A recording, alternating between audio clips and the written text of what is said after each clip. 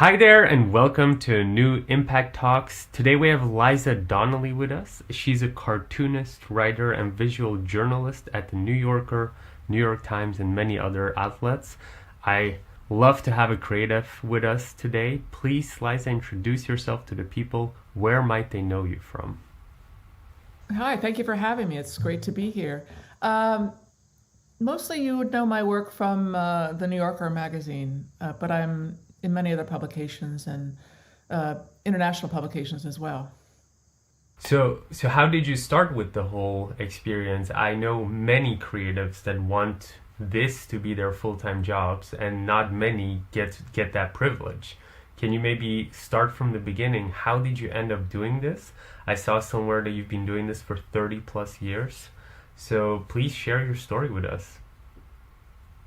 Well, I started when I was a child, actually drawing to make my mother happy, and that was the impulse, the impetus to draw humorous pictures. And then I went on to college. I was doing it all the time, and I studied different things, and I majored in art, and then I just started submitting to the New Yorker magazine, and that's the short story of it. Just I felt lucky that I found what I wanted to do early in my life. I didn't think I could make a living out of it, so I had a plan B, but luckily, happily, plan A worked. What was your plan B, if I can know?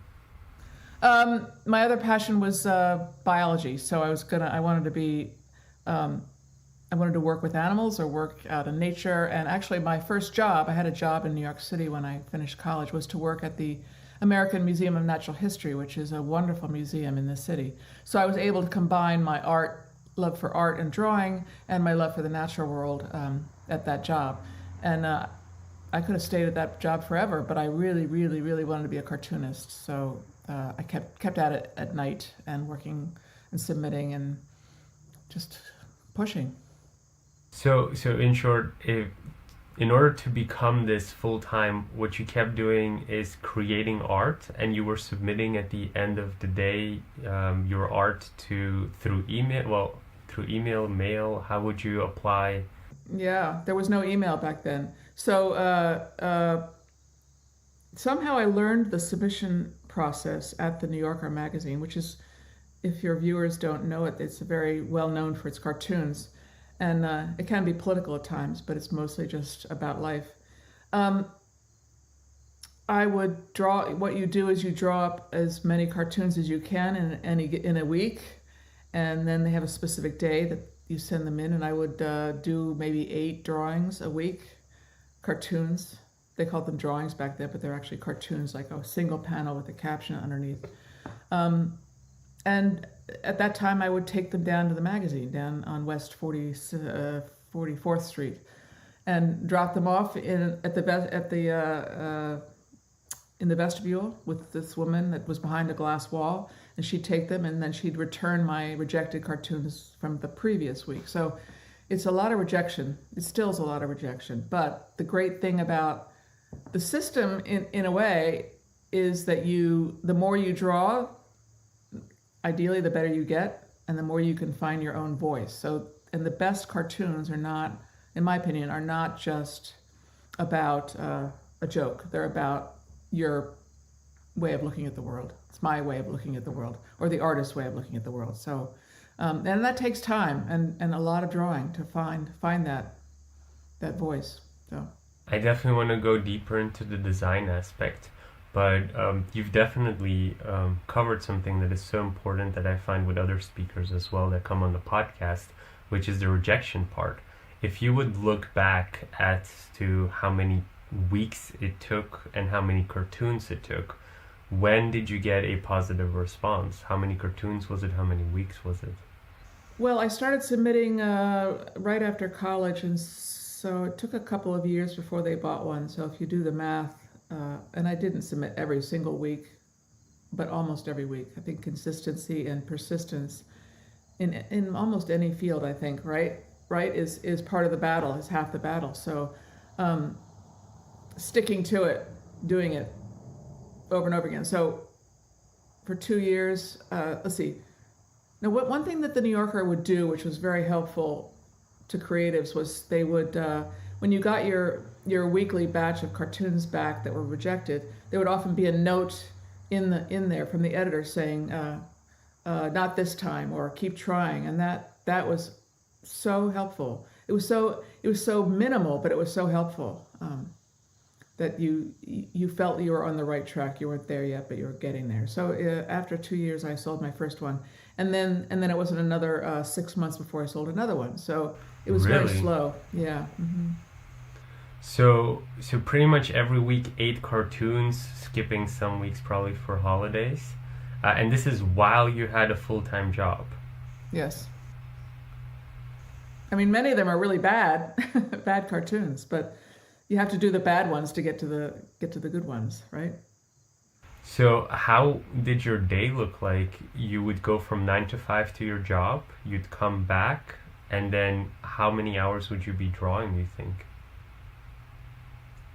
Probably not every day. I don't really remember, but it would be maybe work an hour in the evening, and then over the weekend I would spend a lot of time um, finalizing them, redrawing them, rethinking them, and then finally the day before submission, which is back then was a Wednesday, I would stay up quite late at night doing them, sort of last minute. But I'm a last minute kind of person.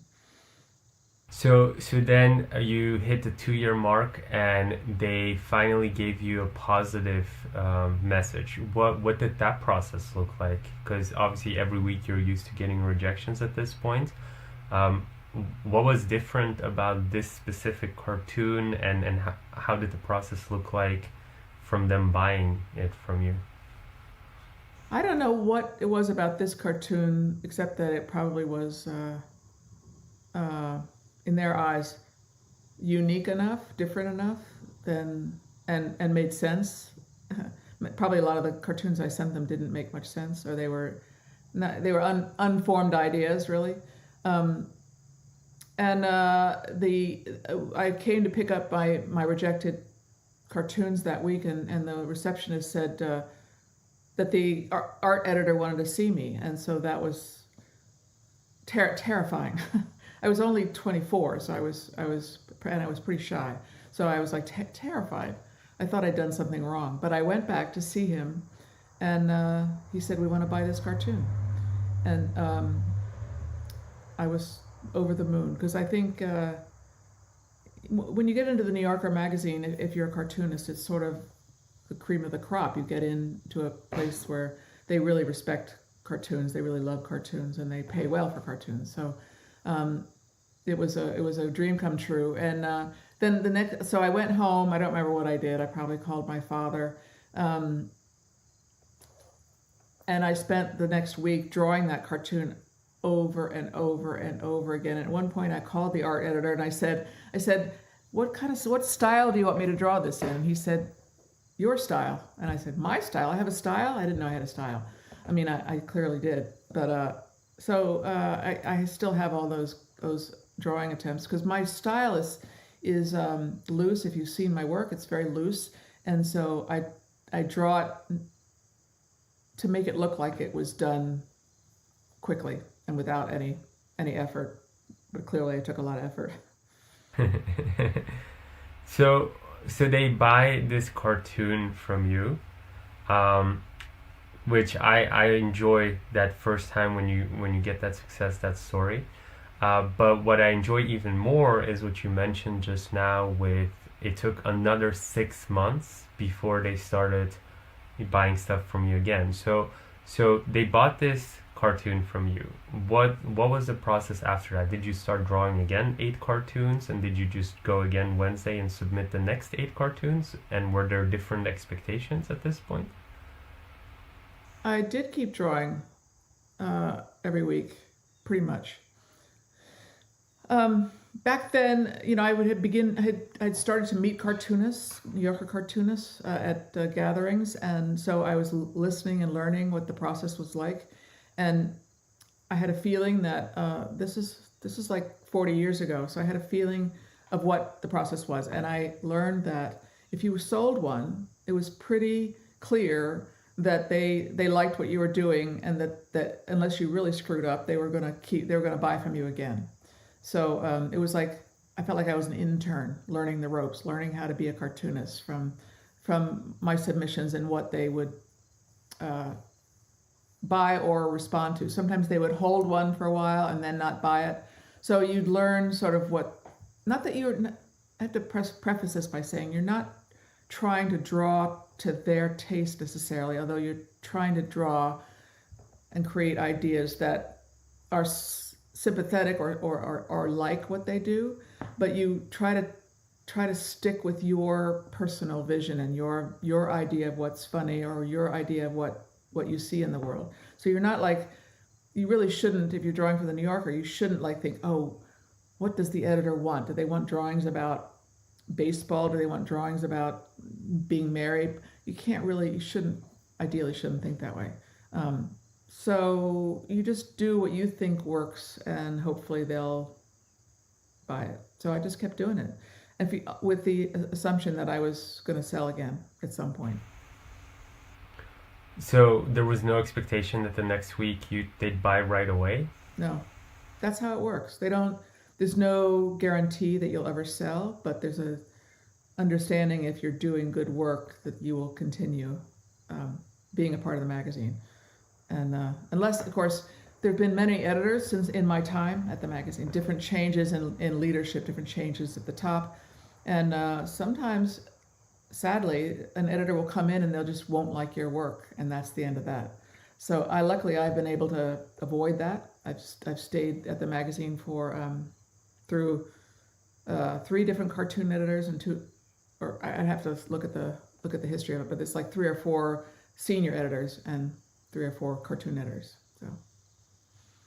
And when you say stay at the magazine, was there at one point where they offered you a job? Or am I imagining like Spider-Man in the movie where the guy is just a freelancer with the photographs? Yeah, I'm a freelancer, but I do have a contract. Some of us have contracts where you get more money per cartoon, and the trade-off is you give them first right of refusal, so they get to see my work before anybody else. They get an opportunity to buy it before anybody else. So. So at what point, or maybe a better question, why did you focus so hard on this one place? How come you didn't shop around? Or yeah, I guess that's my question. Why didn't you Well, you shop do. around? Actually, you do. Back then, there were more magazines that used cartoons. So you would take your cartoons to the New Yorker first, or you'd pick up the rejects from the previous week, and then take them to, and this is before email, and just walk them to the other magazines in Midtown Manhattan. So there was National Lampoon, there was Cosmopolitan, there was Audubon, there was, I'm trying to think, some of the other magazines that would publish cartoons, but they were a nice clump of them. They didn't pay as well as the New Yorker, but that was where you could sell your rejected cartoons if you were lucky. So during those 2 years, you've had some successes then, maybe from the different magazines as well. Yes. Is that what kept you going for those 2 years? It did. That's true. Yeah, the other successes helped. And I admit there were years in the middle of my career, or the first,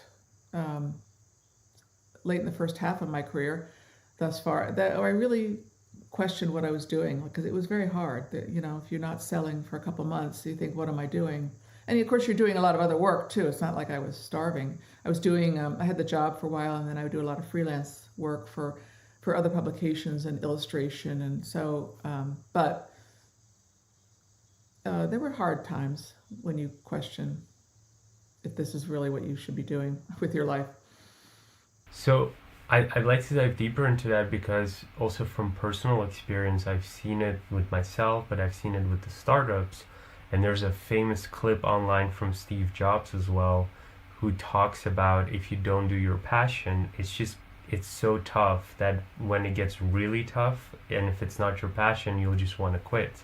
So can you kind of lead us through how did you motivate yourself during those times what is it that eventually kept you going in those moments, especially because it was so competitive, and so, I mean, I can imagine so many people in New York wanted to be a cartoonist like you. So what kept you going? That's a great question. Uh,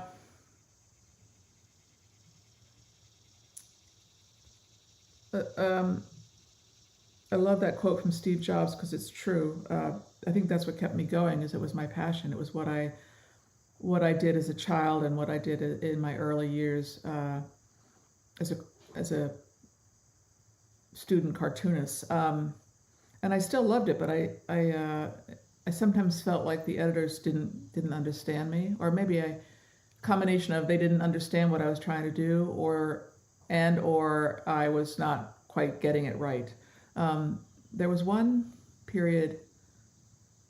There was one time where I felt a surge of motivation, and I think it helped me turn the corner in a way. And that was early. I'll start with saying early in my life I wanted to be a political cartoonist. I grew up during a very tumultuous time in the United States during Watergate and the civil rights movement and the feminist movement and all the assassinations. So I wanted to be a political cartoonist and draw about what was going on around me and comment on it, but I didn't know how to do that. I felt like I didn't have the voice or the opinions to do that. But then I saw The New Yorker and I realized that some of their cartoons are political in a quieter way, so that's why I focused on them. But the reason why I'm saying that is it's a preface to this phase in my career where I was just doing cartoons for The New Yorker, not selling that well, but selling, and they were always cartoons about life, life in New York in the 1980s, shopping or cooking or chefs or just frivolous stuff like that. And then 9/11 happened, and I was so, as everybody was so emotionally shocked and drained by that. It made me question my choice of careers. Like, what am I doing with my cartoons? It's not really doesn't have the meaning that I originally thought I would use my skills for. But the 9/11, I did a cartoon about a month after 9/11, and it was a drawing of a little girl talking to her father, and her father's sitting in front of the TV. He's got newspapers all around him, and there's clearly the news is on the TV, and she says, I'm trying to get the caption right.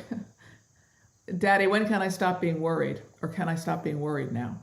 And the New Yorker bought it and published it, and I felt like I found my voice again, that I'd gotten back on track. And from then on, this is also, if you remember, the beginning of the explosion of the internet. So I would do political cartoons more. I had sold some for the New Yorker before, but I tried to do more, commenting on politics and important topics that meant a lot to me personally. If the New Yorker didn't buy them, I found outlets on the internet. So there were, and they didn't pay well. Or then there was Twitter, so I published them on Twitter with no pay. But it was a way to continue my passion about not just the drawing, but about saying something about the world in the drawings. And that sort of got me back on track. And I do cartoons about not only politics, but cultural ideas and feminism and women's rights and racism. So that's a long answer to your question, but I hope I answered it. Yeah. Well. Mm-hmm.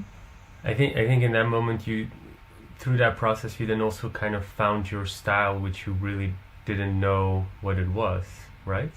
Yeah, in a way, my thinking style, or somehow that the original interest in commenting on the world as a teenager had gotten pushed aside in the 80s and 90s, and it came back after 9/11. So then maybe a relevant question is, from your story, I gather it took you almost 20 years to really find that thinking style, to really know, okay, this is what it is. How would you have, if you maybe help a young cartoonist or a young illustrator or even a young designer, how would you speed that process up for them? And I'm not even thinking I'm thinking all artists. I'm a filmmaker myself, so then the question would arise, like, at which point and how do you find your style in a way that wouldn't take you 20 years based on the experience that you had? I don't know if there's a way to do that, except constantly, it's important, and I'm not the first person to say this, constantly create, just keep doing, putting things out, uh, and making mistakes. That's the beauty of this system that I described, is that you do 8 cartoons and most of them are not very good, but by doing the ones that are not very good, you end up getting to the ones that are good. And sometimes you don't even know what those ones are. That's where editors come in. They help you see. And a good editor will sync with your thinking. And it's not like you have a conversation with the editor. In my case, you don't really. You can, but it's more like an internal conversation and a feedback from the editor, either in not buying or in purchasing something. So I think it just takes time sometimes, and staying true to yourself. It's hard with the internet because you're constantly getting feedback. When I first started in this business, there was no internet, and so you didn't get any feedback. The only feedback you got was from your editor or people who happened to see the cartoon in the magazine, and they would either say something or not. So you'd have to really rely on your internal thinking and guide. And look, I spend a lot of time. Maybe this helps too.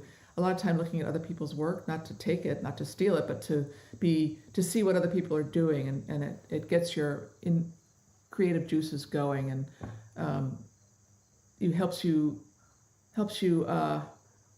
pinpoint what it is you want to do or what it is you don't want to do.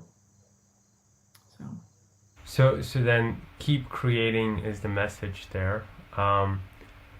We've kind of covered it, of course, in tough times.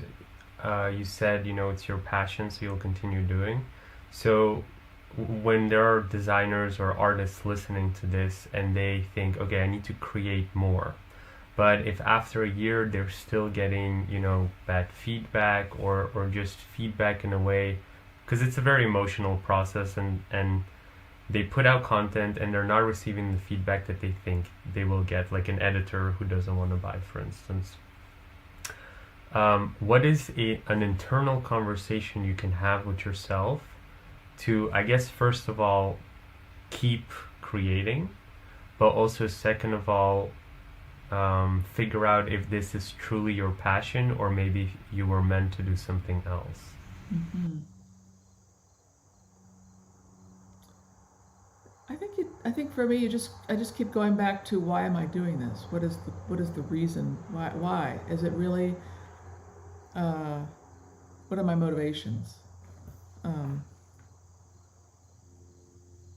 And is your motivation to get attention, to get recognition, to get famous, or to say something? Sometimes those get mixed up. I know that you're a filmmaker. I've been trying my hand at screenwriting because I have written children's books. I have written books, and I'm struggling with it. Because I love the form of screenwriting. I love film, and there's a lot of connection between film and cartoons, if we want to talk about that. But I'm really struggling with that because I'm not getting feedback, and I don't know how to get into the world. I don't know how to. So it's like, I suppose what I'm doing with screenwriting is like what many people do at the beginning of their career. And so I check myself to see, why am I doing this? Why do I want to do this? Is it really the story I want to tell? Is this the best way to tell it? Is there another way to go at it? What are my skills? Should I be focusing on a graphic novel instead because I can draw? Or, I'm just giving you a snapshot of my brain to see if that helps. But it's a constant checking in with yourself, listening. I often say to people with cartoons, when you're trying to come up with an idea, you're actually listening to yourself think. You're making little notes, you're doing little doodles, and you're listening to your brain process all these different elements and putting them together and making sometimes making happy collisions of ideas or happy collisions of images that come into something that has meaning. You never quite know, and that's a lot of what this business is about for me. Is not random, but like unexpected connections or unexpected accidents, happy accidents of ideas and images. Yeah, what I think I like about that answer is obviously comes from somebody who's been, this isn't somebody who is 2 years in the business. And so it's good to hear that somebody with more experience thinks that way, and that it's a healthy way to actually listen to yourself, take a break, and not be influenced by others, but always, reflect about yourself. Maybe another question then, as you progress throughout your career, this is a really common question I tend to get, which is, when is it the right time to start going full time with this career? How do you know? Yeah, what's your take on that?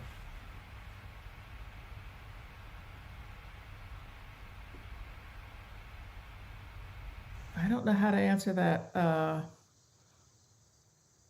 In my case, I started selling more to the New Yorker, and having other illustration success with other places. I think I had a book out that I illustrated. And I actually joined a support group which is another thing we could talk about. I joined it was a very strange group, but it was run by this woman who wanted to help artists who wanted to make a change in their career somehow. So it was a group of maybe 5 people, and I think she was a therapist by training, but she would help us get through the decision whether or not to quit your job or not.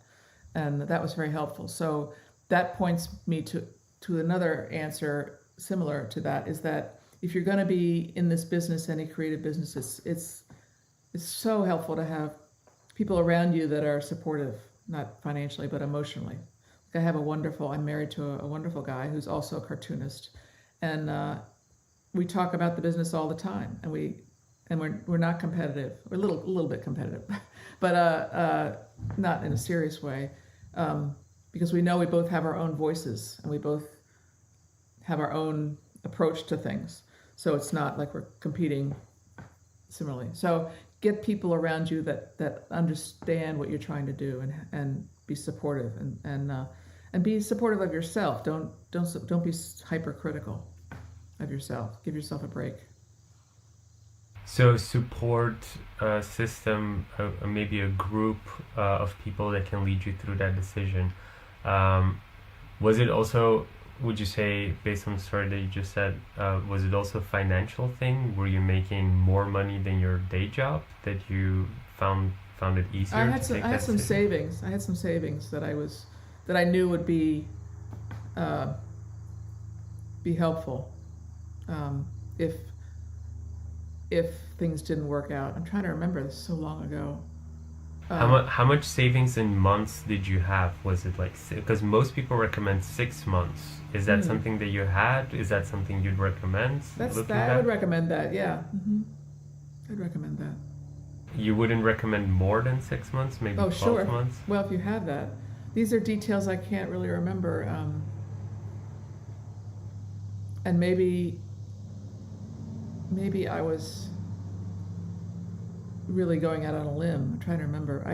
This was New York at a time that wasn't as expensive as it is now. So my rent was not very much. It was a small studio apartment, no children, no dependents, no nothing. So that's helpful too. It all depends on where you live and what responsibilities you have as well. Can I ask, just out of interest, how much your rent was in New York at the time? $285 a month. What, for a studio? Mm-hmm. Wow, how much I know. square feet was that? Oh, I don't know. It was actually it was a very small one bedroom. It had like a one biggish room. I don't. I'm not good with square feet, so I can't remember. And then a small little room where I could put the bed. And then actually I had my studio in there for a while and switched it around. But Wow, yeah, I know. $280. That's Yeah, I amazing. know. Um, so, do you think New York is still the New York from back then, where a lot of people can just move into New York and make it? No, Or is it different now? unfortunately, no. It's so. Well, it'll be interesting to see what happens as the pandemic opens things back up. As we open things back up, because before the pandemic, New York was so uh, wealthy, at least Manhattan, and then of course people had moved into Brooklyn to find cheap space, and now that's been uh, consumed. But I think it might be better now. Um, right now, I live in the Hudson Valley, which is up north of the city where I raised my family with my husband. So yeah, I'm hopeful. I mean, New York is I love New York. It's but I think that the richness of it, the inability of artists to be able to start out there um, these days is not a good thing. Of course, there's Queens and there's Staten Island still, which I think are relatively inexpensive. So, where in America or even the world would you recommend um, for new artists to start if you're not looking at New York? Well, that's the interesting thing is that you don't have to be in New York anymore, and at all to be an artist. You Because of the internet, you can be anywhere, and in fact, so many cartoonists now uh, live elsewhere. I don't know how many of them. A good little group of new cartoonists do live in Brooklyn, um, but I don't think you. I mean, there's so many great creative centers like Austin and Nashville and well, LA is very creative. Lots of growing smaller cities have great, vibrant, and that's the thing what you might want to look for if you're starting out is a community of people, like-minded people, and you can find that online too. Maybe a question that I had when prepping for this podcast was also, and we're kind of covering it, then where to start, which city. I guess what you're saying is the people are more important, and with the internet, you can be in everywhere. But how has the industry actually changed? If you look at all the decades, the introduction of the internet, you kind of went through all of it. How has it changed in all these decades from the Wow, beginning to like now? that's a big question. We have Uh, the time. and it's funny you ask that because people don't usually ask me that, but I have lived through a lot of changes in publishing.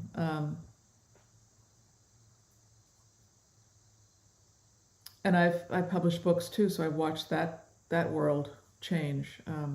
Where to begin? Uh, uh, Maybe at the I beginning, like how was it like in the 80s or when you just started out mm-hmm. versus, just before the internet bubble? Mm-hmm. Was there like a big change leading up to the internet bubble as well? Well, when I started out, it was the world was still very much newspaper based and magazine based. People buy newspapers, they buy magazines, they'd read them, they don't carry them around with them, and uh, magazines ruled. They were very popular and very important, um, as were newspapers.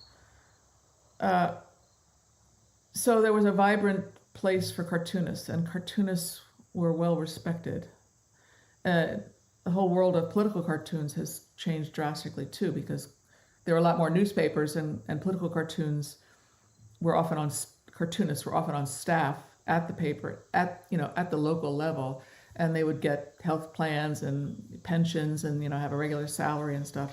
That those cartoonists and those newspapers are mostly gone now. I mean, there's still a lot of political cartoonists, but there's a very few on-staff cartoonists now at the publications. Maybe the big ones like the LA Times and the Washington Post and the Boston Globe all have a regular person, cartoonist or two.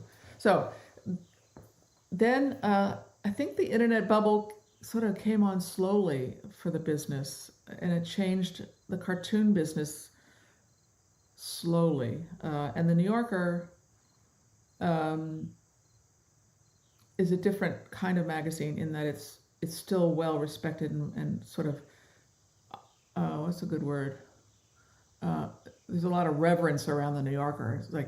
It's people adore the New Yorker. They make it a part of their lives, and so that includes the actual print paper publication. They like to have it in their hands and read it. So the New Yorker has come into the internet world really well. They have a great website, and it's very active, very, very, very. I think they're doing a great job with the website. But the magazine is still very strong. But it was a gradual change. And I think it was a gradual change with other publications. Some of them died, and some of them have made the move into the internet world just fine. And I haven't really looked at this seriously to know why that might be, that some survived and others didn't. Poor management would be one reason, but I'm sure the content reason is another. Things that you could get easily online, like women's magazines, I guess. I don't know how many there are still out there. I don't know what the demographic is of those people who read them and want to have them in their hands versus getting the information you need about how to do your hair, what clothes to wear from online. So it's really fascinating. Cartoons went through a couple of really difficult times with the advent of the internet, which I'm sure you and I may have talked about this. In 2005, there was the Danish cartoon controversy where this publisher editor in Denmark was testing the waters of free speech by commissioning a group of cartoonists, or commissioning the cartoonists and artists that he knew to draw a cartoon about Muhammad, the Prophet Muhammad. And some cartoonists said, no thanks, and others did. And it didn't cause a stir right away. This is at the very beginning, 2005, beginning of the internet. But then the cartoons were used online and spread online by people that didn't like the cartoons. And it became, because some of the cartoons are pretty strong and negative towards the Prophet. They caused a lot of death and destruction, riots, these cartoons did. So we learned very quickly that the power of the internet and cartoons is a complicated subject. That the cartoon you draw in your studio, you think maybe is funny, and you may think is amusing, and your friends may think it's amusing, your town may think it's amusing, your country may think it's amusing, but another country or another socioeconomic group is not going to understand it and not going to like it or going to take offense to it. So we learned quickly that, or not quickly, this went over a couple of years, and the cartoonists who drew the strongest cartoon had to have protection for years. I don't know if he's still alive. And then there was the Charlie Hebdo murders in Paris over the cartoons that the artist did for that newspaper, Charlie Hebdo. They caused. I'm not saying the cartoonists caused the problems, because it's both sides should take responsibility, but it just shows you that the internet is a very complicated tool, and one that you have to think about. So I've watched all that happen. It's my cartoons have always been sort of on the quieter side, even though I do politics. I try because it's my personality. I don't want to insult unless it's a politician. The idea is to punch up, not punch down. If you're going to create a humor that's going to punch anybody, don't punch people that are lower than you or at at your level, punch the people that are running the country and making those decisions. So that's punching up. So I try always to, if I'm going to punch anybody, punch up. Um, so what else? The internet, I guess. So many magazines have died, and cartoonists are now publishing online. There's not much money online for cartoons. There's some now. It's getting monetized more and more. And writers are having the same trouble as cartoonists are, trying to find a way to monetize your writing. And then, yeah, it's a long answer, but I think I covered, it's just been kind of fancy. And I really like the internet. I've used it, and it helped me a lot in the early years, as I mentioned earlier, that when I started drawing more political cartoons, and I would draw more cartoons about women's rights around the world. And I was, of course, learning, like the rest of us, learning in more detail what it was like to be a woman in all parts of the globe. And so I felt like it was a responsibility of mine to draw about that, to draw about women and the difficulties some of us are having in other parts of the world.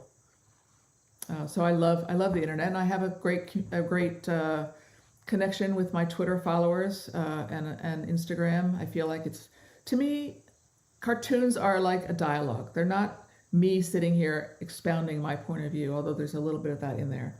It's me having a conversation with my viewers, like, this is what I think about this. What do you think? And because cartoons can be very divisive. They can separate people very, very quickly, and they can cause a lot of harm that way if you don't do it. If you're hurting people by making fun of them, I don't see the point of that, really.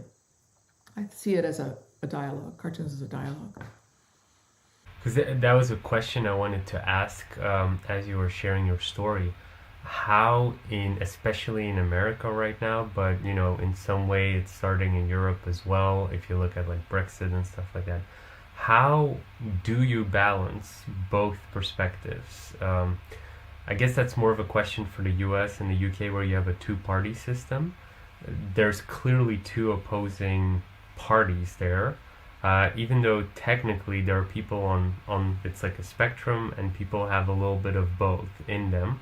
But yet when you publish a cartoon, it's either or. So how do you bring those two together? How do you not make it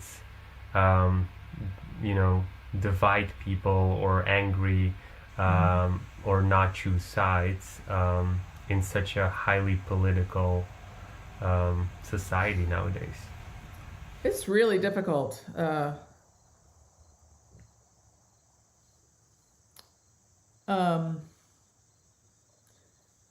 And I'm coming at it as somebody who tries not to be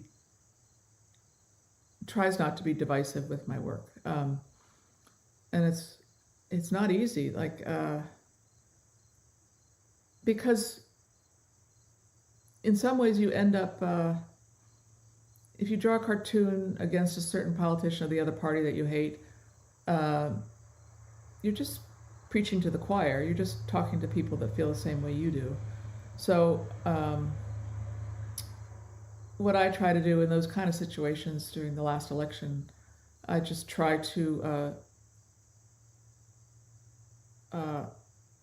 make myself look at the issues and less the personalities, not make fun of the personalities so much. But still, you're going to be preaching to the choir, and you're not going to get that many people from the opposing side pay attention to you. They're just going to turn you off. So it's really hard. During the pandemic, when I was stuck in my studio, I found a way to connect with people by drawing every day on Instagram and a new platform called Haps News.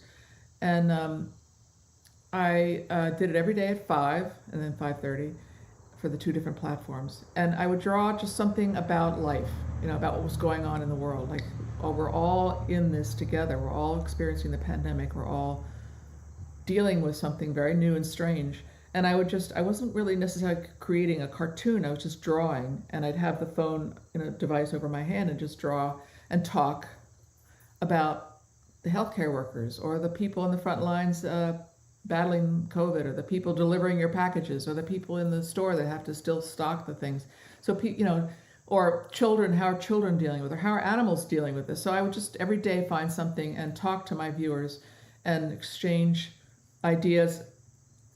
I mean, they weren't talking to me, they were writing to me in the comments, and drawing. So it was a way to communicate. And then we went into Black Lives Matter. I got a little more political with those events in the United States, and still having a good dialogue with people in the comments as I drew. And then it got into politics and the election, and I started being more political in my cartoons, more expressing my opinion about what was going on, my liberal leaning and dislike of Donald Trump. So I got more open about that. I usually try to be quiet, but I was very open about it because I was scared. And I lost some viewers. They came right out and said, "I'm not staying. I'm leaving because you're getting political. I don't want to hear it." And they told me that. So it was interesting that they probably knew when they were first watching me that my leanings were liberal. Probably just from seeing my site or seeing my Twitter stream. But when I started being more openly angry about Trump, they just couldn't take it. They had to leave. So that's a very obvious example of people saying, "I'm out of here. You're gonna be like that. You're gonna be on that side. Well, I'm on this side. So goodbye." So it was interesting. And I said, "I'm sorry you feel that way. We can have a dialogue about it." And that's how I talk to people on Twitter if they disagree with me. I said, I would like to talk to you about it. Let's have an exchange, but don't attack me personally. That's when I'll shut you down. So it's such a strange time. Mm-hmm. Yeah, it's. I think there were some books written about how radicalized almost both views are getting. I think this was by somebody who analyzes both parties, and somehow in that book he started describing the evolution of even how Republicans are getting more and more radicalized, and that tendency somehow is like a bit less on the Democratic side, even though if you go really up to the extreme, it's also getting pretty crazy there as well. I agree. I'm just looking at it from a European perspective, and I'm thinking the whole problem is you have only two parties. If you'd have more, I think it'd be less of a football game than, because that's what it seems like a big Super Bowl. Yeah, it's and it's not really. Maybe it'll get better in time. I think it's quieted down right now, and I'm not drawing as much political cartoons right at the moment.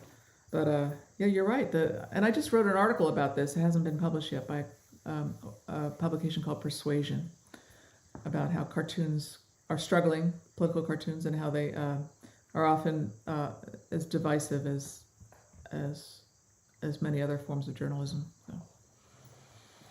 So maybe a bit less political of a question, but I would say a very relevant question, because it's not every day that we get someone who's in the same industry, I would say doing it successfully. I think you're doing great work, and clearly, this is your job.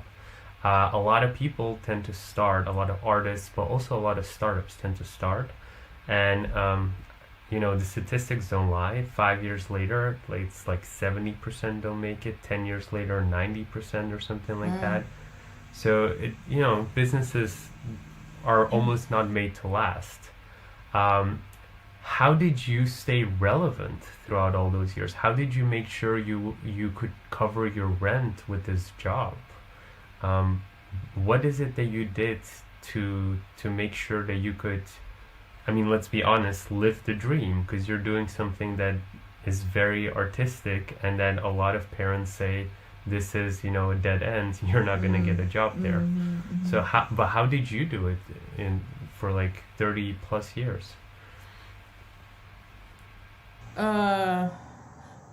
Just staying relevant is learning is all about reading as much as you can, paying attention to the culture and what's going on creatively with other people in other fields, just keeping your pulse. And that's what cartoonists do anyway, really, if they, most of us, if they're just trying to create jokes, then maybe not. But comedians have to stay relevant. They'll die if they don't. The same thing with cartoonists. You have to know how people are making humor, how people are seeing the world, and so that involves not only reading a lot, but watching. I like to watch a lot of shows to see what everybody's talking about. Follow trends, see what the trends are on Twitter or Instagram, TikTok. Just see what people are doing. Just keep your eyes open on what's going on, and I enjoy that. So it's not hard for me to do that. And the other thing about making money is that you also have to be very, very flexible and open to doing other things like illustrating books, illustrating articles, doing commissioned work. I taught for a couple of years in the early days of our raising children. And also I have a partner, a husband who earns a living, so sharing that with somebody else I just lost you. Sharing that with somebody else is always helpful. Sharing the income, and then being open to other jobs that may not fit necessarily with your heartfelt career. I co-taught kindergarten for a while, and I taught in college for a while. So and those are great jobs too, but they were not my full jobs. They were just part-time with the cartooning. So it's being flexible to do things that may not be totally exactly what you really would love to do, but are a part of our way to make more money in a given span of time. So it's just being flexible. So, is that achievable for everybody though, being flexible? Do you find that at one point it's maybe better to get a part-time job or something like that, or maybe get a completely different skill even? Yeah, part-time job. I did it. I did it for a number of years teaching, and I don't just draw cartoons for the New Yorker. I have this other client who I do these really boring illustrations for every month that I'd rather not do, but they pay well, so I do them. What else have I? And the idea of getting another skill, that's interesting. Because, if I look at your career, there's a point where you start speaking. I know you did things like TED and stuff like that. So, going from drawing to speaking seems like a completely different skill to me. Yeah. That came about. It's just following a passion. So I wrote a book about the women cartoonists, a history book of the women cartoonists of the New Yorker, because I was fascinated and interested in that subject. And I got a very small publisher to publish it. It's still in print, and the new edition is coming out this fall. But that led to, I was so passionate about that subject matter that I took some speaking engagements that didn't pay very well, just because I wanted to tell people about it, and I also wanted my book to sell. And that led to public speaking. And then, how did the TED thing come about? Oh, the curator of that particular TED, her name is Pat Mitchell. I was on a panel with her, a panel about media, women in media. And the next year, she was curating that TED. It was a TED conference about women, and I pitched myself. So there's moments in my life where I sort of lose my fear, and just know that I have something to say. And so I pitched doing a TED talk to her, and she said yes. So, and that particular TED talk changed my career because it led to a lot more speaking engagements. And I found that was a nice way to speak, but also have the cartoons behind me as I speak. So it was a way so that's a new skill. You're right. I did work with a couple of actors to help me be better at that, because I knew that it was something that maybe I could do. Even though I was really shy, I thought the response on the TED Talk was so huge, and listening to actually hearing people laugh at my cartoons, even though the subject matter I was talking about was pretty serious, I mixed it in with the laughter, which is something I love to do anyway. And I was kind of hooked on that idea of speaking, using cartoons as I speak, and talking about serious subjects, but peppering it with humor to make the seriousness more palatable. So, yeah. So then, would it be too much to say that in order to stay relevant throughout all these years, it's not only stay flexible within the skill set that you have, but also start building on top of that skill set with different skills and kind of almost different industries?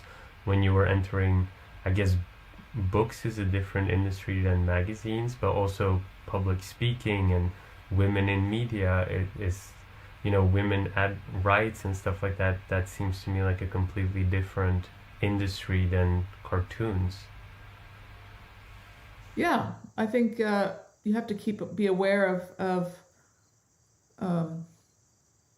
let's see, be aware of a couple things. Be aware of your skills and what you might be capable of, and and maybe use those or hone those skills. I mean, I found out that when I wrote that book, Funny Ladies, I found out I can write. I didn't really, I mean, I write captions, but I didn't know I could write long form. And that led to more writing long form in articles. And I wrote an op-ed piece for the New York Times about Charlie Hebdo. So you just keep stretching yourself and try new things. It's the only way to go, really, for me. Is just keep trying new things. Animation, I'm not very good at it. I realize that there's animators out there that are highly skilled and amazingly creative.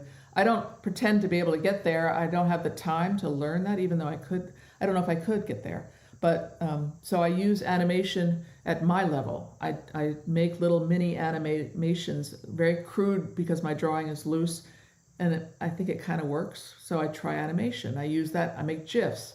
So I'm always trying new things because I find it's fun. Why not?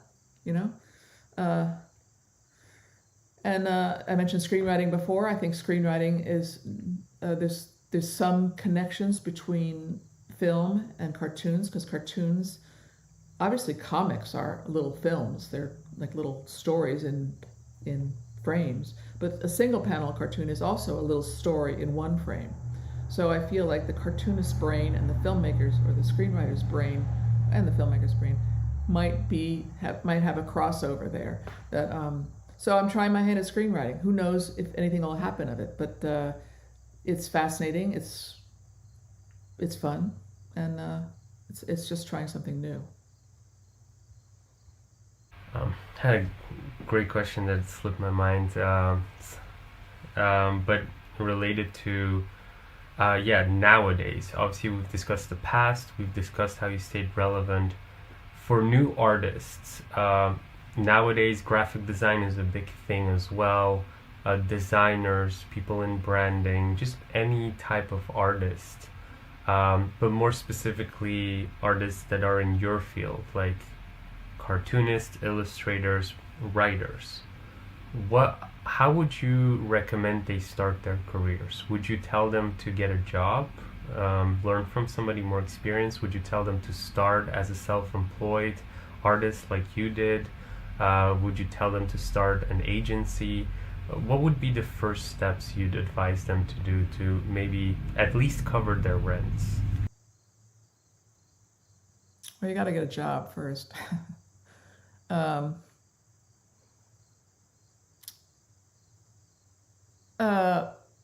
Get a job so you can pay the rent, and hopefully it'll be a job that's not too stressful, so that you have energy for your passion on the side. And I'm not sure if I'm answering your question deeply enough. I've never been asked this before. to take my experience and make it broader to other creatives. But I think I said some of this already, to surround yourself with supportive people, or in some cases find a mentor, somebody who's in the similar business. I mean, I talked, when I was young, I talked to many older cartoonists to pick their brains and look at their work. That's the other thing. You can actually pick their brains by looking at their work. You don't have to talk to them necessarily.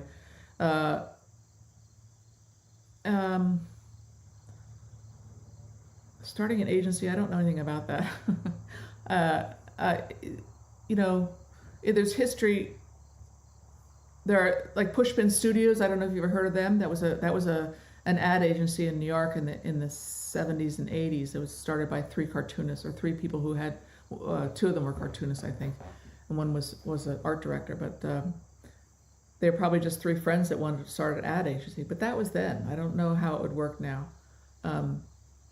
There's so much importance put on social media presence, and to make your business go forward, and that's something we really haven't talked about. But I have navigated that world. I find it kind of fun. I try to promote what I'm doing without being obnoxious about it. So there's an art form to that, being able to get your work out there, but also be a human being about it, not just promoting. I try to get my work out there and also get me out there. So I'm not just a cartoonist, but I'm a person too. So people can see, like on Instagram, they'll see some of my daily life in there as well as my drawings. So there's a whole social media component, and that's constantly changing. I don't even know if websites are that important anymore for some creatives, because people could just Google you and they can see your work, right? I mean, is that true in Europe? I don't know. Yeah, I mean, it's very similar to America, but I mean, websites for instance, filmmakers are still very important. Okay, well, it's probably still true. Filmmakers, I bet it's more so true with filmmakers, but with cartoonists, it's a good place for people to find out how to contact you, and to find your handles, and see a sample of your work. It's one place, one location, and it's important to keep your website updated, which I need to do. Because on which socials are you most active, and how did you choose those specific socials? Were there certain reasons for it? Well, I started out heavily with Twitter, and I'm still quite active there, but not as active as I used to be. Twitter, I was an early adopter of Twitter, so I think I've been there since 2008. Because I like Twitter, and it's really a hub for journalists. There's a lot of journalists on Twitter, and a lot of international journalists, as well as everybody else. But that was when I first found Twitter, I was teaching women's studies at Vassar College, and I remember getting to know Twitter and realizing, oh, there's all these feminist groups here. This, like, you can find out what's going on with all kinds of people being activists around the country, and that's fascinating, and that's still true, I think, with Twitter. And I try to be a positive force on Twitter. And then Instagram came along, and I took to that. I use that a lot now, because that's where most people are, visually anyway. And then Facebook, I post there, but I don't use it that much. The nice thing about Facebook is that I have a lot of international cartoonist friends that I've met in person that are very active on Facebook. Some of them use Facebook because they can't publish anyplace else. So it's a nice place for that. What about LinkedIn and YouTube to get, for LinkedIn, maybe access to other businesses, and YouTube to other creatives? Good point. Yeah, I use LinkedIn. I post, I write, every week I write a little and draw a little column for Medium. Do you know medium.com? Yeah. Medium is also social media. Yeah, I've been with them for a while, and I'm part of their new creators program where it's slightly monetized, so I get a little bit of money for that. But I like Medium because it's a great platform it's like a blog platform for those of you who don't know it, and it's very easy to use. and it was started by Ev Williams, right? Is it Ev? One of the founders of Twitter. I don't know. Yeah. So I post on Medium, and then I post that on LinkedIn. I don't. LinkedIn is less intuitive for me, but I'm trying to be there so that in case somebody wants to hire me for speaking engagement or something, you're right, because it's a whole nother world of people that you might not see on Twitter, Instagram. And then YouTube, I do have a YouTube channel, which I mentioned Haps earlier. Have you heard of Haps TV or Haps News? No, it's the first time. It's a startup. It's a brand new live streaming blog platform, and they approached me during the pandemic when I was doing this live drawing in my studio because they're a broadcast network, and they the great thing about, there's a couple things about Haps that's great, is that it started out as a journalism platform, but now it's morphed into something else. Lots of different creators are there. But when you stream on Haps, it automatically goes to YouTube, and it automatically goes to Reddit, and it automatically goes to Twitter. It hasn't connected, and Facebook. It doesn't connect with Instagram, unfortunately. So I have a presence on YouTube, doing those, as well as some other things I've done over the years. But I haven't. YouTube and LinkedIn are not as intuitive for me. I haven't really spent time getting to the heart of those two. But are they really popular? Are they really popular in Europe? Those two? I think they're also really popular in America and the rest of the world. LinkedIn is going crazy right now. I think it's like the new thing, especially for business. It's everything that's business is LinkedIn. I would say it's way more relevant than Facebook. Oh yeah. I need some advice on how to use LinkedIn. Sure, I can share some stuff. We have quite a good presence there.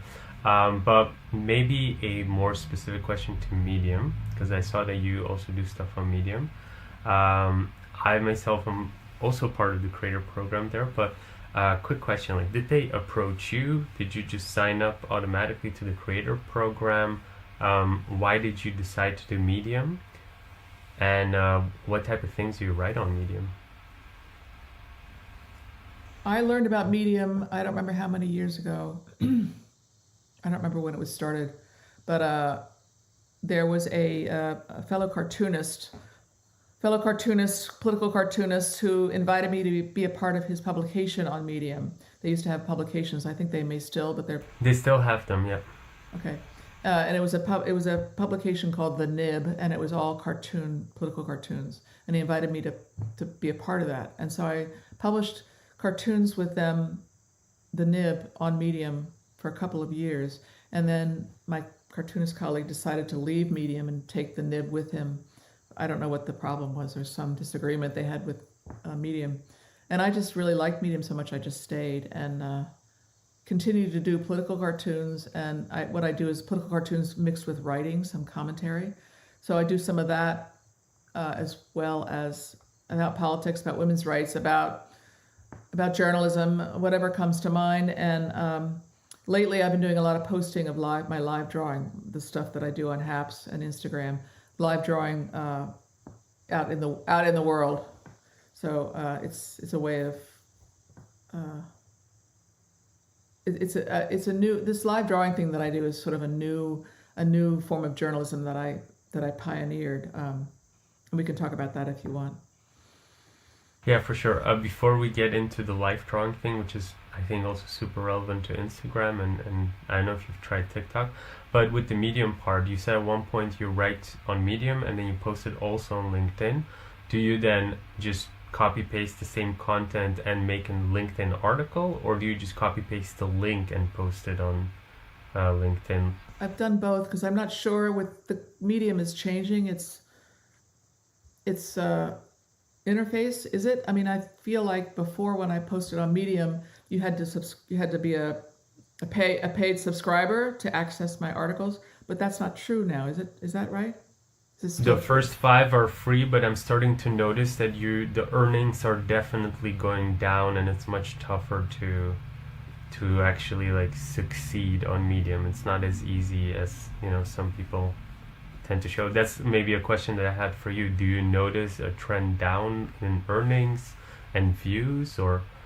I have, and I tried to figure out what that was, and I actually on LinkedIn I would cut and paste the whole article, as you said, and make it a LinkedIn article, which is something I need to explore more. The idea of a LinkedIn article, but Medium now they offered, maybe you did this too, but they offered me to apply to be one of a fellowship, I think they're calling it, where you get, if you publish 4 articles a month, you get $200 a month, as well as your regular earnings. So, and I'm getting more and more subscribers for some reason. So I really don't know what's going on. Do you find that fellowship program worth it? Because if you would actually look at what the cost is of publishing 4 articles and $200, that doesn't seem very fair. It doesn't. But I keep hoping it will lead to something else. It's the only place I know where I can actually publish my live drawing. I've done live drawing for major publications like the New Yorker, for CBS News, a Fusion, but they all have sort of backed away and not wanted to do it anymore. So it's really the only place I can find. But maybe LinkedIn is another way to go. I don't know. Yeah. I definitely recommend that. But on the other side, it's also, if Medium is offering that. So it's very interesting. So Medium fellowship, you said, and then they just make sure that you have some money coming in. But how would you compare it to before the pandemic? Do you feel like the views have gone, like how many times did they go down? Is it just a small dip for you, or did it really go badly? It was a small dip. I never made much money on Medium. So it was just a creative outlet for me, basically. The amount of money I was getting was nominal. So it was just a place for me to put my live drawing and for people to see it. So. Clear. Okay. So then I definitely want to ask about this whole live drawing thing. Is this something that you specifically started kind of creating for the whole social media thing, the Instagram, to stay relevant on Instagram? Or what is it? Can you explain it more? It started before Instagram was even in existence. So I believe I started doing it around 2014. And I did it, what it is, I have an iPad, and I was given an iPad back then, and I was drawing the State of the Union address, which in the United States is an annual speech the president gives, and can be kind of boring, but it's something that I need to watch. I like watching it because it's got a lot of history to it. But I was watching it and I thought, well, this is boring. I'll just draw what I'm seeing on the TV. Like, isn't it funny that the color of that guy's tie, or that woman's wearing that red dress, or something visual? And I put it on Twitter because the app I use, you can send out your drawing immediately to Twitter. And I started doing that with that address, and I realized that it was striking a nerve, that people enjoyed seeing these drawings, and my drawings are can be very bold and quick and loose. So it's not like a studied cartoon. Each drawing is not a studied cartoon. It's just a drawing. So a quick drawing, sometimes with a snarky comment in the tweet. And so that's where I started doing that, and I began doing it more with events on television that I thought other people in the world were watching. I did the Oscars from my TV set for a couple of years before I managed to find a way to get to the Oscars. They invited me to be a credentialed cartoonist at the Oscars, not in the theater, but at all the other places. And I started drawing on location for places. Like, I'd go with my iPad and draw what I saw and tweet it out immediately. So it's very connected to social media. And I wanted to go to the political convention, the Democratic National Convention in 2016, so I approached CBS. I knew somebody there. And the social media guy there loved the idea, so they sent me to the convention, and I drew the politicians speaking, but I also drew the people behind the scenes that were taking out the trash. I draw people in their funny American political costumes, watching the convention. It was a way of reporting on an event visually with some words, but not always a lot of words. And so I did that for CBS for almost 3 years, CBS News. I did it also for the New Yorker and some other places. CNN, did it for CNN. So it was really fun. I went to the women's marches. I went to the White House to draw a press conference.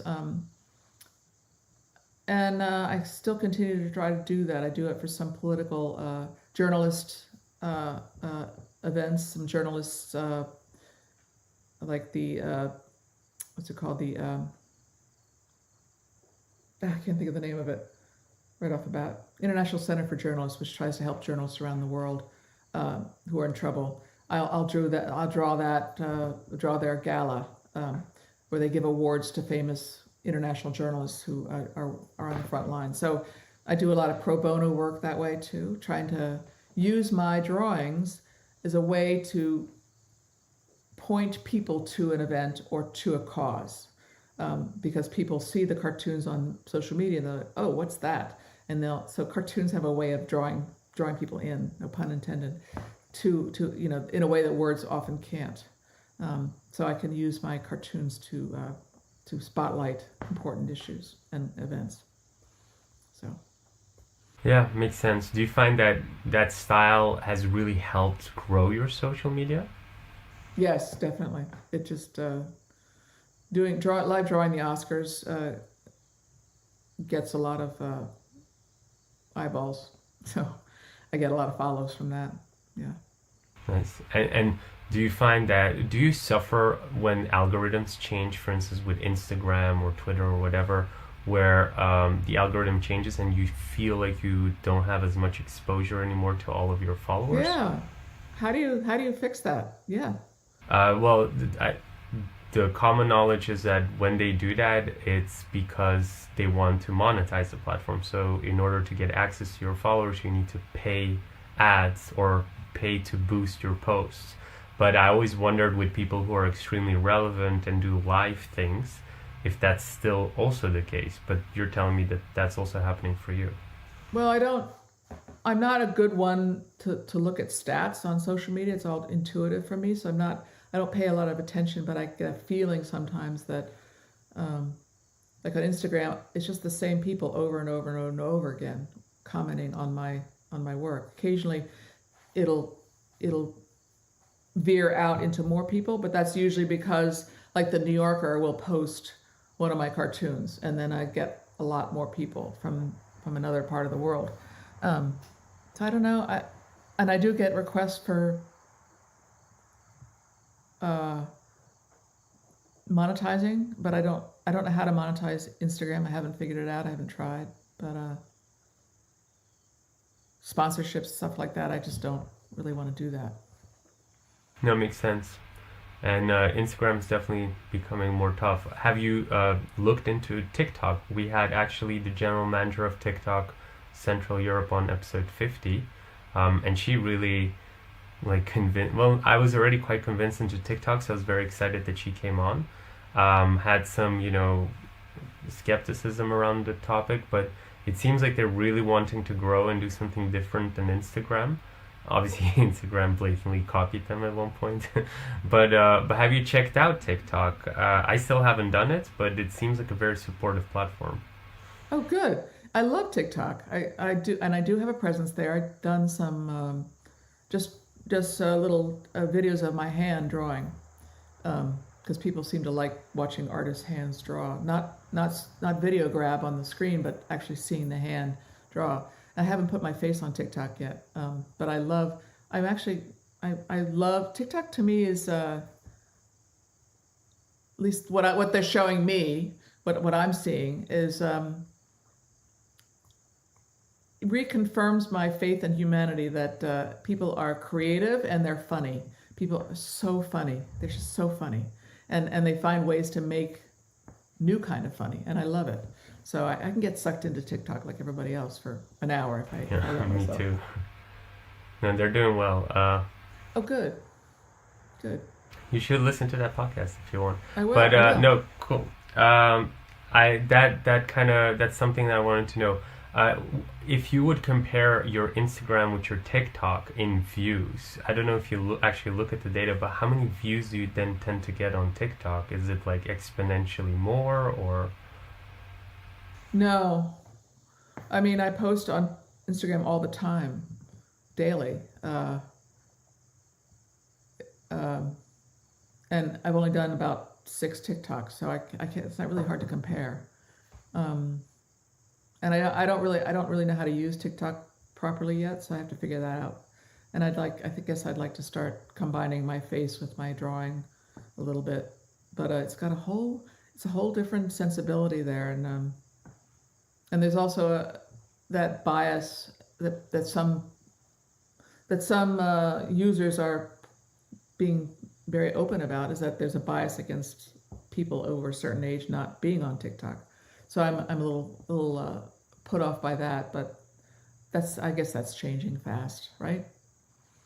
I mean, I've seen every age group on TikTok. A lot of business people are starting to go into it. That's how you know when it starts getting ruined.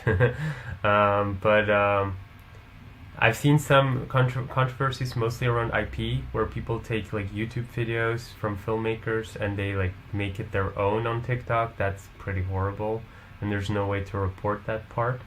But outside of those controversies, I do find that what Sylvia, that was the general manager TikTok, what she said is quite true actually. It's a platform to spread joy. It's just fun, and for me, I discovered it a year or more ago, and it's just for me. I get sucked into it, and it's fun. It's like the old Vine, very much like that. Like what? I'm sorry. Like what? Vine. I don't Oh, know Vine. if you Oh, yeah, I remember remember Vine. Yeah, yeah, yeah. I've tried all of them. I even tried Snapchat for a while. So I've tried. If it shows up, I Snapchat was tend not to. for me. No, I didn't like it either. And Reddit, I don't understand Reddit. Yeah, well, we actually had the global head of advertising of Reddit also on. I think it was episodes in the 30s somewhere.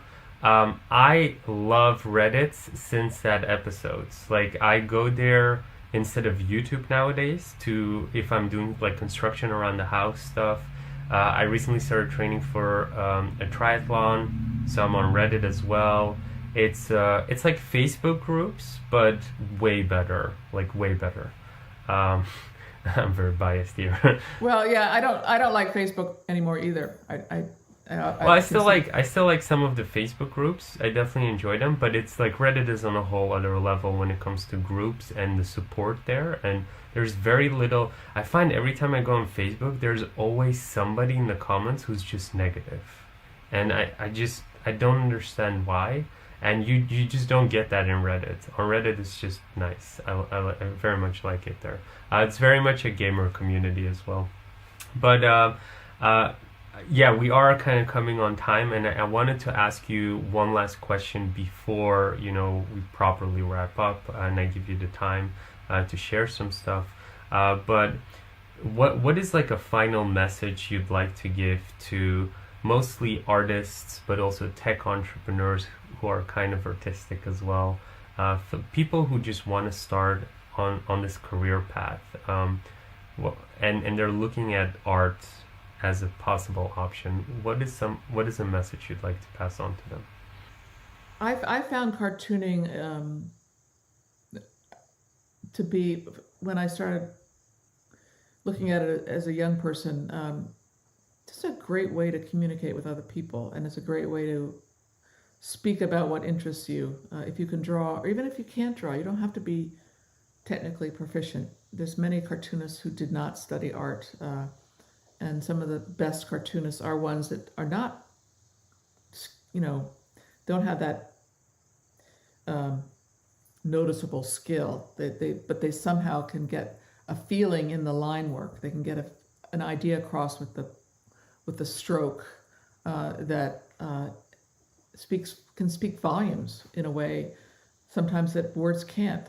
I mean, if you follow cartoonists in Europe, there's not so many like that in the United States, but some of the editorial cartoonists in Europe are incredibly powerful cartoonists, and they're artists. They're more artists than cartoonists, and they can get an idea across with a visual metaphor in an instant, and powerfully so. That has a lot of feeling in it. Because I feel like cartoons can get to the heart as well as the mind quickly, and the world doesn't use cartoons or visual expressive art as much as it should. I think I'm biased, but and humor is a great way to relax people and to get at difficult subjects too. Because you got their attention. People love cartoons, so you get their attention, and and then you can show them something new or show them a way of looking at the world. So I feel so grateful that I get to do what I do, and if you love to do it, then you'll find a way to make it happen. I think that's something you said earlier. It's like, if you're passionate about it, you'll find a way. I like that. I think those are really strong words to kind of finish the podcast on. Before we do, I'd like to roll out the red carpet for you. Where can people find you? Where can they follow you? Please share everything. And in books, obviously, that you have and stuff like that. Thank you. Luckily, I joined all sorts of social media platforms early on, so I got my name. It's Liza Donnelly. So that's at Liza Donnelly, Twitter, Instagram, LinkedIn, TikTok, YouTube, all of them, and Medium as well. You can find my writing and drawing there. And my website is lizadonnelly.com. What else can I tell you? You had some books that you published? Yeah, I've done 9 children's books that you can find. I think 7 of them are out of print, but some of them are online, some of them are e-readers. I've done like 8 other books, collections of cartoons about women, about other subjects. I wrote a history of women cartoonists of the New Yorker from 1925 to 2000, and that's called Funny Ladies, and the new edition of that is due out next November, and it's called Very Funny Ladies, and I'm going to have information about that on my website soon, but you can also go to Amazon and find a pre-order there. So it's because there's so many more women drawing cartoons for the New Yorker. It's just really exciting. So that's I guess that's about it. And my live drawing, you can follow me on Instagram and see me live draw, or on Haps News. That's a new platform, and I live draw there weekly. So nice. Thank you so much. I think that covers it. Yeah. Well, thank you. Thanks for having me. If you liked this episode, you can check out our most recent one here. And if you haven't already, make sure you click here to subscribe and see the next one. But if you're interested in more tips and tricks, then make sure to join our Facebook group, where you can find thousands of like-minded people and you get direct access and support to any business question from the entire start